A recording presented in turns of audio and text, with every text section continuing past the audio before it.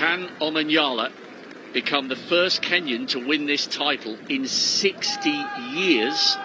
This is a massive, massive moment for them and a great moment for athletics.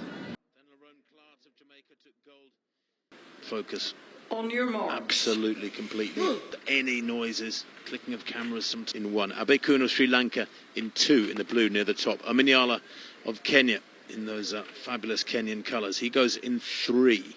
Simbine, the defending champion. Set. Good start there from Omanyala. He's got the jump on Simbine at the moment. Omanyala's going away with this one. He will not be caught. This is justice for the man who couldn't do himself justice in Eugene. He takes the gold for Kenya. 10-0-2 into a slight headwind, minus 0.9. But daylight between Ferdinand Omanyala of Kenya and the rest. Maybe about a meter's difference in it. The winning time, well, it doesn't matter a hoot. Who cares that it wasn't under 10 seconds? It was brilliant running at the start. He got out of the block so well, put the others under pressure, and Omanyala has gold. And we talk about the Kenyans being the long-distance specialists. They dominate at cross-country. They're great at steeplechase. In Commonwealth history, ninth fastest man ever from anywhere around the planet. 9.77 he ran in the middle of September last year. And there was never any doubt about it. He led from the very first stride. Simbine tightening up there with the pressure of trying to get back. That's more than a metre lead. Great running on the near side from Browning, who just got outdipped. It was so tight. You look at the place times, I'm telling you, from second place down to sixth place, just 7/100ths of a second. I mean, that is a very, very tight finish indeed. I thought it looked there 20 metres out, like Browning was going to get a medal. Omanyala is showing that the Kenyans don't just win medals when it comes to the steeplechase, the 1500, the 8, the 5 and the 10. He is a history maker and a record breaker for the proud East African nation. And I wonder how many more Kenyans will want to get into sprinting after seeing what Omanyala has done here in Birmingham and around the World's Diamond League circuit over the last couple of years. That was superb. Wasn't it just?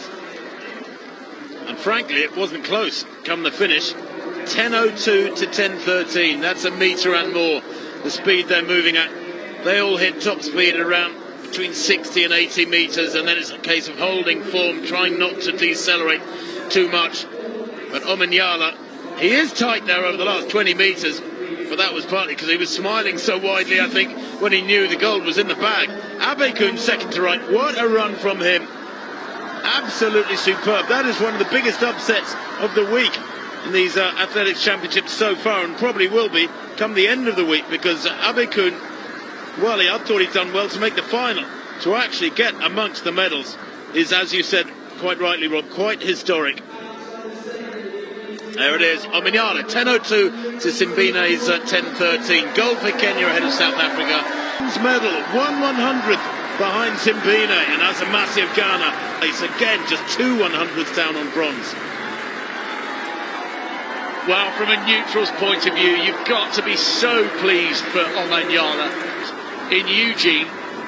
And he was under huge pressure tonight, the defending champion who's finished with another Commonwealth medal, silver this time. No Kenyan has won this title since Serafino Antal won in 1962 when it was over 100 yards. History again tonight in Birmingham. The Kenyan will be the toast of a nation thousands of miles away.